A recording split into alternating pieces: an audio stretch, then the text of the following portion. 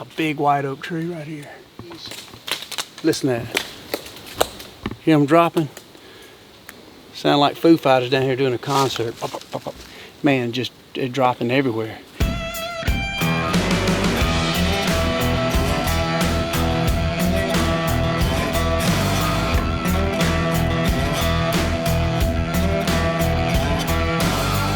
That sucker got some work this summer, man, and now it's enrolled into fall, and we have been in a severe lack of rain. We got some food plots in, but actually we just now getting a little bit of green. We need a little more rain in it. But after we put up the lawnmower, we're gonna go back here and realize that these deer are kind of hitting these acorns hard. And so it kind of come to my mind the importance of trees. And trees not only important for the wildlife, but just for everything, for cooking, for burning wood, for making lumber, different things. And here in the South, we have a lot of different trees. I was really lucky when I was young. My papa and my dad always was talking to me about trees and specifically trees. So we're gonna go back through here. We're gonna do a little scouting for deer and see what the acorn crop looks like and talk about trees. Trees are a good thing. Everything needs trees. We need houses, we need firewood, we need cooking wood. The wildlife need the fruit that comes off of these trees. So let's go talk about trees. Start with the tree that when we bought our place had quite a few on them, and that's the pecan tree. Hush there, Rose. Probably thinking the squirrels up in here because these squirrels get in this pecan tree. But here's some pecan trees. These pecan trees are really old. And even though you got a pecan tree, like we're gonna talk about, when we get back in the woods, you'll have a species of tree or a type of tree, but there'll be multiple species from it. And the same goes with even some of these pecan trees that were planted. Here is what they call a steward, and that's an old school southern pecan. It's a really good pecan that is desirable that people like to buy to eat, for Christmas and things like this. But you can tell by that particular tree, that's a steward. And then over here is your basic seedling pecan tree. And you can tell the trunk is bigger and longer, and the trees there make a good pecan, but they're smaller in size, but you got a lot of oil and they're good tasting. They're just hard. In my orchard, I think I've got around 1,000 pecan trees, and I've got 5 different species. So that just shows that pecan trees have a lot of different species. They develop a whole lot more. So anyway, that's the pecan tree. Pecans are good, obviously, for us to eat. You get the softer shell pecans. Crows will wear them out. They'll eat them. We got one called a sly. The crows just take every one of them off unless you stay on them. You got so many different kinds, and even the deer in some cases with the soft shell pecans, they'll come and they'll eat them, or the paper shells. So a lot of different species of pecans, and they're all good. And the wood makes amazing wood to cook with, and it also makes amazing firewood. It's really hard, it's dense, makes a big bed of coal, so therefore for cooking and for heating your house, it's a really good wood. We sell a lot of pecan wood. All my teenage kids cut and split pecan wood here because we'd always have limbs fall out, and they would sell it around the holidays and throughout the colder months to make them a little old gas money for them date nights. I'm right here on the edge of the mountain that's on my place, and before we start talking about a bunch of oaks and hickories and stuff, I wanted to show you. We do have several different species of pine trees in the South. In my area, the 2 most prominent are what they call a loblolly, and another is called a longleaf. Like under me here, this is old longleaf. You can tell a lot by, they look almost identical. I'm not a tree expert, but people that know, you can look around, you'll find these big old pine cones. Like right over here, here's even a monster, and you'll see, but like here, comes off a longleaf. And these are kind of cool. Sometimes for my wife and mother-in-law, I'll go find a bunch of these old longleaf, pine cones. And there's a few longleafs scattered in here with a bunch of loblolly too. But make good Christmas decoration for fall. When we was a kid, we'd put peanut butter and birdseed on them and hang them on a string, make a bird feeder out of them when we was in elementary school. But that come off a longleaf.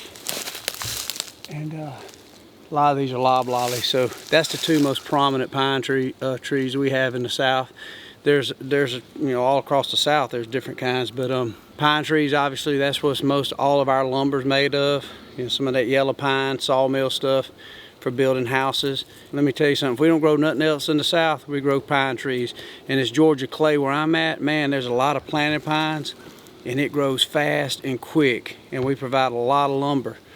Not a ton of benefit for the wildlife, other than bedding when it's young, and when it's growing, when they're small, when they're especially planted, you'll see a lot of briars and different things, so rabbits and different things can thrive in there and get away from the predators. The deer like to bed in them, but once they get mature, then at that point, they really don't provide a lot of food for the wildlife, because, you know, squirrels, they got a little something they'll eat in there, I reckon, but old deer, he can't do much with that pine cone. But let's go get into some of my favorite trees.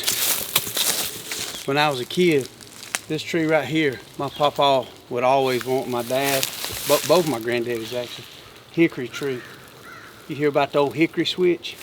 If your mama in the South told you to go out and get me a hickory switch, you was in trouble, because a hickory is a really hard tree. They got big hickory nuts on it. The deer can't do much with them, but the squirrels love them. You can always find squirrels when we was hunting. You just find a bunch of little old drove of hickory trees. But this is a hickory tree. You can tell by the leaves. There's a couple smaller ones here. This is a pretty good size.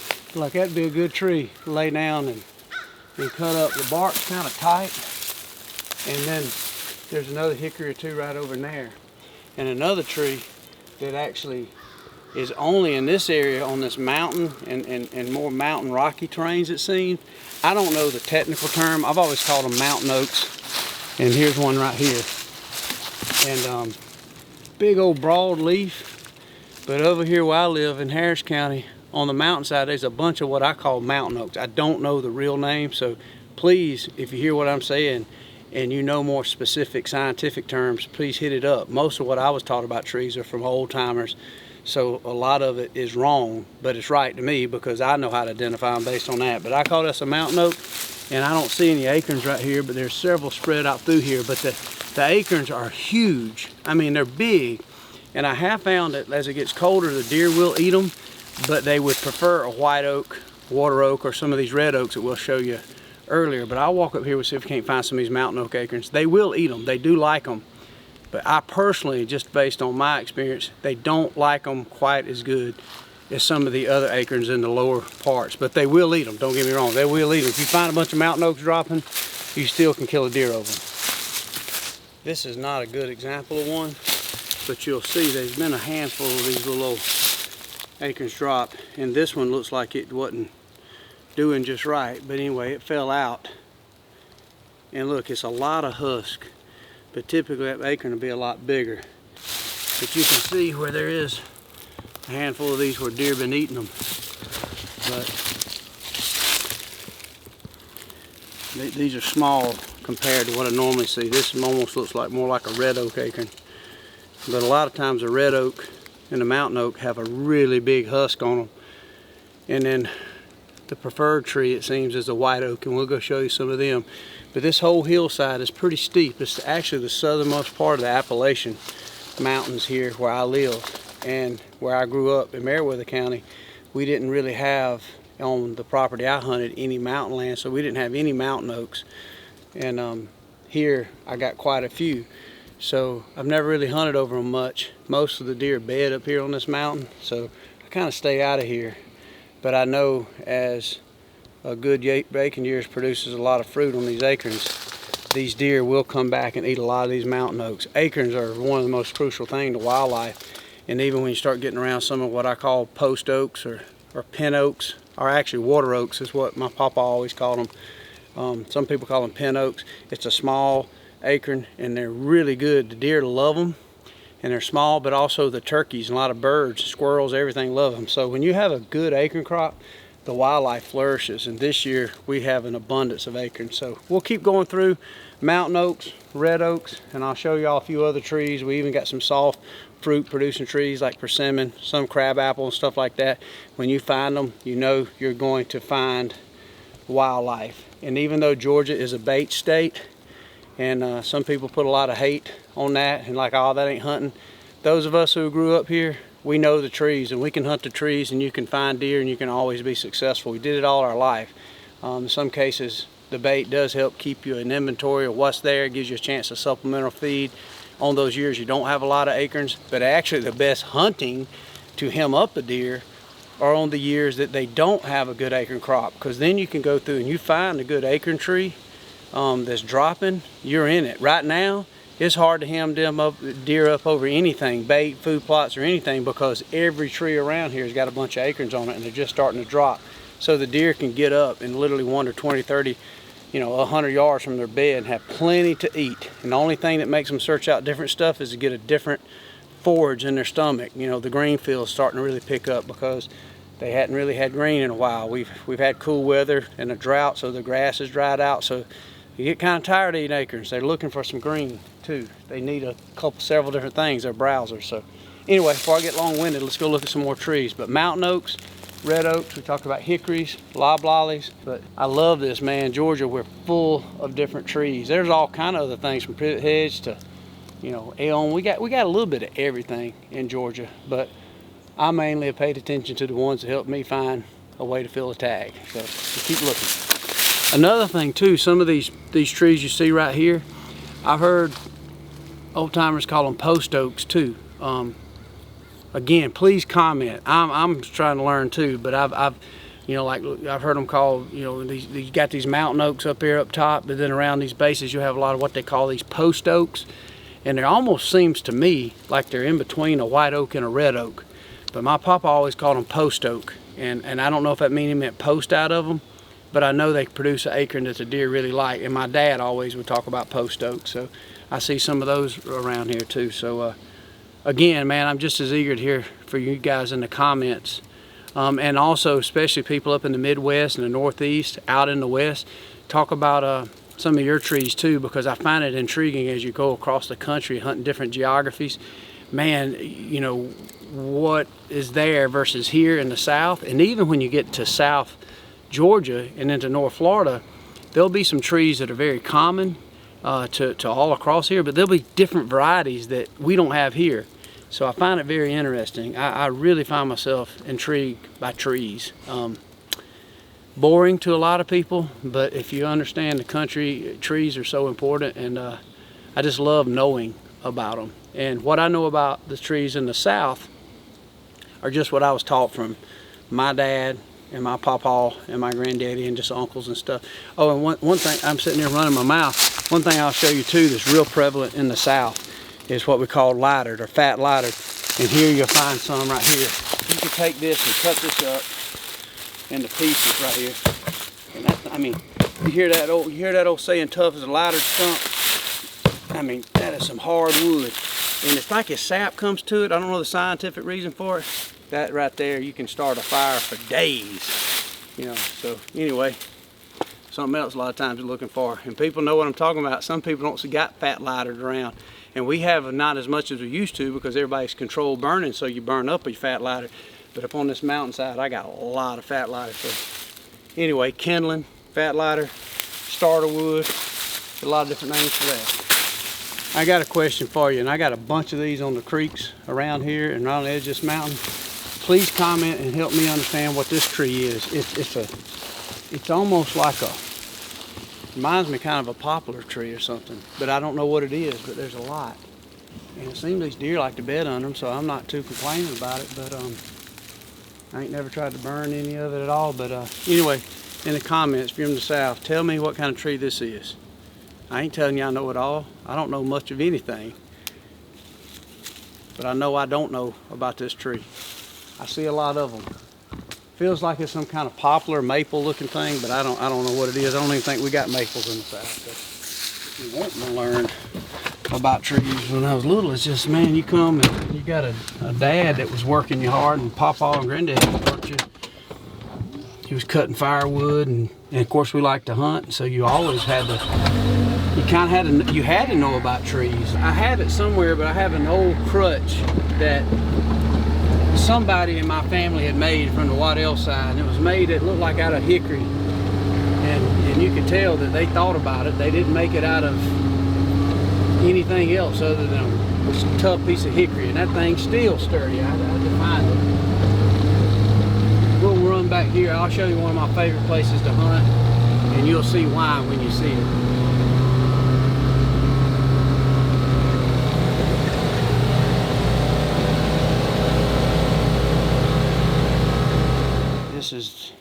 opinion, the granddaddy of them all when it comes to the south, and that's these white oak trees. And this is what the fruit that they produce. And here they're abundant, see they're dropping good. That right there around my area is a deer's preferred food over anything. Everything can eat it, but look at that. And they're in abundance.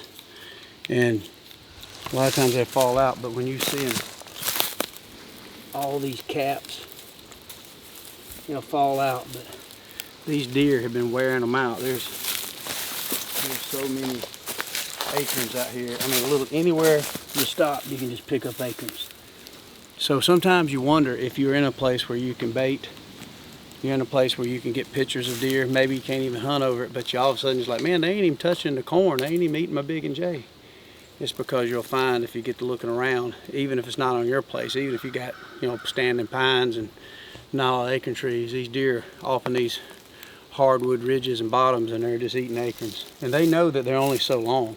They will rot, like you can, you know, in some cases, they will only last so long, especially with a lot of moisture. We ain't getting a lot of rain this year, so these acorns, they're going to be good for a long time. So it's going to make hunting hard. And you can see there's a bunch of white oaks all on this ridge. But if you come back over here, look at this. This is a big one. It's a big white oak tree right here. And the trees, listen to that. Hear them dropping? Sound like Foo Fighters down here doing a concert. Pop, pop, pop, pop. Man, just dropping everywhere. And you can hear them. And so I hunted here the other day, and literally I saw a deer, but none of them was concentrated. They were just walking all out through here, and every white oak seems to be loaded. So it's really hard to hem them up right now with a bow. Now come rifle season, when the leaves fall, you can sit up here and pick them off. But thousands of pounds of forage on the ground. They'll be fat and happy. In this right here, there's a bunch of hickories, and there's a bunch of white oaks. And the white oaks are just as you think. A real white-based bark. You see them right here. But here's another tree that's really important here. This is a red oak acorn. And they have a lot of husk on them, but look, that's a big hardy acorn. Deer love those too. That's a big old acorn right there. Kind of get into it. Big old hardy acorn. Everything loves them. And here is a smorgasbord. But the red oak leaf, by the leaves, you can look it up. There's apps on the phones you can find. But this is a ridge top. And what I like about hunting this spot, it's a ridge, and it's got a bunch of white oaks and hardwood trees in here, red oaks, even a couple of water oaks up there on the edge. And I'll show you a water oak in a minute. But you see the bark on that white oak right there. And then right beside it is a red oak. So everything they want, and I like to hunt this because the wind is on this ridge, so you can get a good solid wind and you can hunt the deer in here. But if you start looking around, I want to show you something right quick to show you that this ain't just telling you, and that's why I'm not talking too loud. I ain't just telling you this to tell you, but look at the scrapes in here. Go in here. And then these deer are wearing this white oak acorn ridge out right here. Look at this.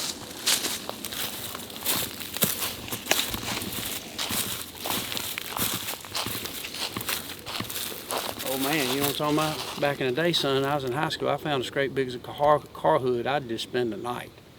You know, there it is right there. Over here.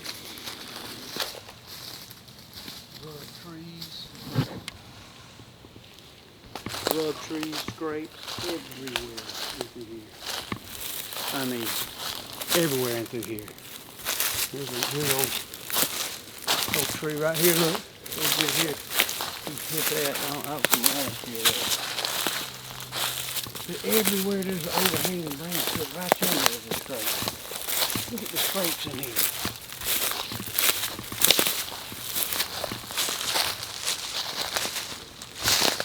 So if you're a man that wants some natural forage, This is a place to come hunt.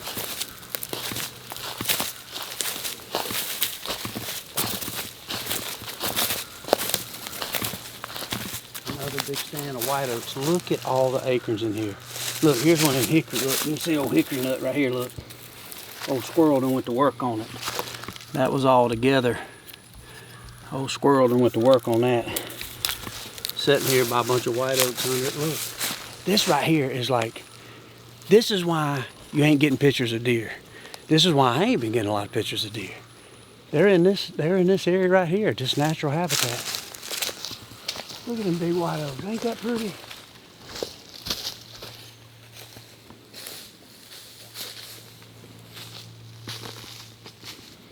Everywhere I look, there's a scrape. Everywhere I look. And one last thing I'll say, because I kind of want to get out of here. I didn't realize it was this beat up and that's so many acorns in here. I knew it was going to be good, but getting back to just outside of where you're trying to find deer on these white oaks, red oaks, water oaks, post oaks, mountain oaks, all the family of oaks make amazing, amazing firewood. You want a good bed of coals? Oak, the red oak. Hickory makes great firewood. Obviously, you hear about oak floors, you hear about, hickory cabinets, hickory furniture. All that's good woodworking material. And then there's also some trees we have in the south, like sweet gums and poplars trees. My personal opinion, they don't make great firewood. They don't make a good bed of coals. But in the south, we make a lot of cross ties out of those sweet gum trees. And they're about good for hanging a tree stand in. That's about it. And they got them little old balls on them that if you step on them barefooted, son, you'll scream for mama. And I'll show you a couple of them sweet gum trees, but everybody in the south knows what a sweet gum tree, and they come up everywhere. Matter of fact, here's one that's coming up right here. Just you can't hardly kill them. You can always tell them those sweet gum trees. One is they have them little balls, but they'll also have that little old leaf, kind of a starry looking leaf on it. But look at the scrapes in through here. I say let's get out of here. Right here is kind of the double whammy. Look, there's a little not too old of a white oak tree sitting beside what I call a water oak tree. I've heard them called pin oaks too. But you can see these white oaks are dropping a little smaller because smaller tree. And maybe that's why they call them pin oaks. And then that's the white oak. But I found that little acorn right there. Holy cow. They seem to be some of the first that drop. And you can really get a shot at a deer hunting over these little water oaks. The deer love them. I used to didn't think they liked them, but it's almost like a Rice Krispie treat.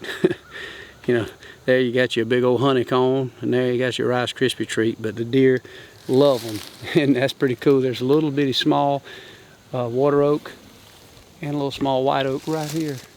And then there's a big white oak right there by my redneck blind. As a matter of fact, this is the spot. Just right there is where Waylon got his first doe with a bow the other day. And that deer, I had a little bit of Big and J right out there. And that deer come out of them thick pines and come up here, and he was eating under this pin oak tree, or this water oak tree a little bit, getting a few acorns. And he could smell the wind was blowing. He smelled that Big and J and walked right over to it and gave him a good 17-yard shot. So that was a prime example where we're hunting around these oak trees. But I did put some Big and J out. So everything goes in conjunction. And for those people who are not too offended or freaked out to put out attractants, what I found, even around these areas that have a lot of natural mass, deer like us, I can sit there and just eat steak. But what goes with steak? A potato, butter, sour cream, maybe a salad with some ranch dressing on it. So I found that deer, when you find a good little spot, and if you can legally put out, say, a little bit of Big and J or the Bone Collector blend, deer come eat, and they're naturally coming in there to this natural bait, natural bait. That's basically what it is, or natural food. But then they're like, oh, there's a little something different. It's a little sweeter. It's got a little more salt in it. So I found you can offer a variety. And then a lot of these spots that are really good, I'll come in, and maybe if I got an area that I can bush hog or clear up, then I'll put a green field in. And that way I got natural acorns, I got green field. In a state like Georgia, we can put out a little Big and J. Maybe you can put out some mineral. Give them all they need. You're not going to shoot but a couple. So give them what they need, and it's not only good for their health, but it makes it good because you'll attract a lot of deer to the area by just having more than just the natural. You can create some supplemental opportunity out there in green fields and some different things. So anyway, but there you go. There is a water oak, there's a white oak. I learned the quickest from my papa and my dad by the leaves. That is a water oak, is a white oak. So as it gets later in the year and the leaves fall, you know, you'll know the bark of the tree. But as long as you know the leaves, and there's a lot of apps you can get on your phone that'll tell you what these things are. So pretty cool. As a matter of fact, how cool is that? Look, I'm gonna go show y'all right quick because I'm getting long-winded. I'm gonna show y'all another really pretty red oak tree that I see right there. I'll show you the leaves on that. Matter of fact, I'll tote these with me. Beautiful red oak tree. I don't see no acorns on this tree. It ain't dropping if it is yet, but I don't think it's got none. But once again, notice a little shade of difference. Notice that red oak has got sharper edges on it than this white oak.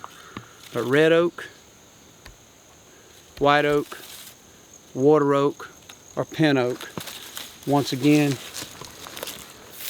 if you see this, that's sweet gum.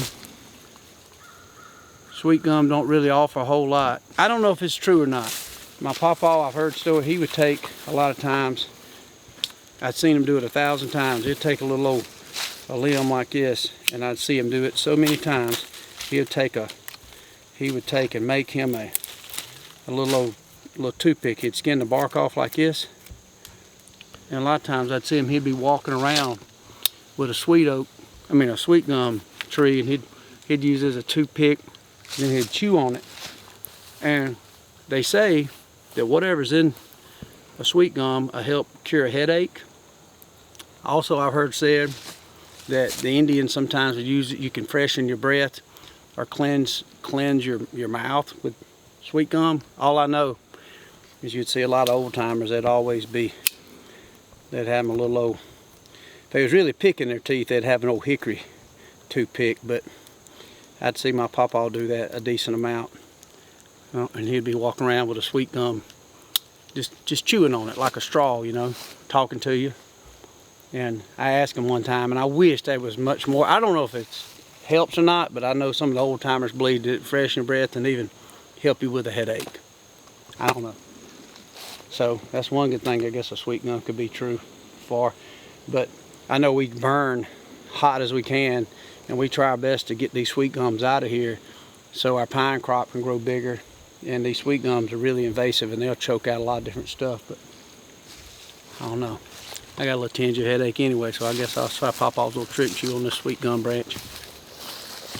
Well, that's a little bit about the trees here in the south. Obviously, I left out a lot of trees, a lot of shrubs, a lot of different things, but that's some of the things that my papa and my dad had taught me, and what I still use to when I'm trying to find some wood to cook with, warm my family, or trying to find some wildlife around it. And everything goes hand in hand, man. Nature provides us with everything. So much medicinal purposes out here, so much natural remedies to things, and it's absolutely cool and amazing. And you can go on a deep dive. This is on the surface. This is shallow. Once again, as I'm closing this out, please, I beseech you, man, those of you with so much knowledge and stuff, and these foresters, man, please get in the comments, because I read all the comments. And obviously I'm not saying I'm right on every situation, every topic, even when it pertains to trees. I'm not. But obviously I know what I know, and that's really all I know. But you learn by us coming together, by the comments, by us talking. And there's so many little things that you'll find out, just like my papa on this little sweet gum branch. I don't know if it's true. It adds a lot of purpose to it. My papa would never known to lie. Whether it was true science or medicine, he believed in it, and I believe that sometimes the power of the mind is as strong as anything. So long story short, we really hope you enjoy things like this. If you want to see more of it, there's a lot of cool things on our Bone Collector YouTube. You can watch My Outdoor TV. We got all our Bone Collector episodes on out there. You can log on to xmart.com/backyard. So many cool people giving tips similar to this, from fishing to hunting to just outdoor grilling and tailgating, you name it.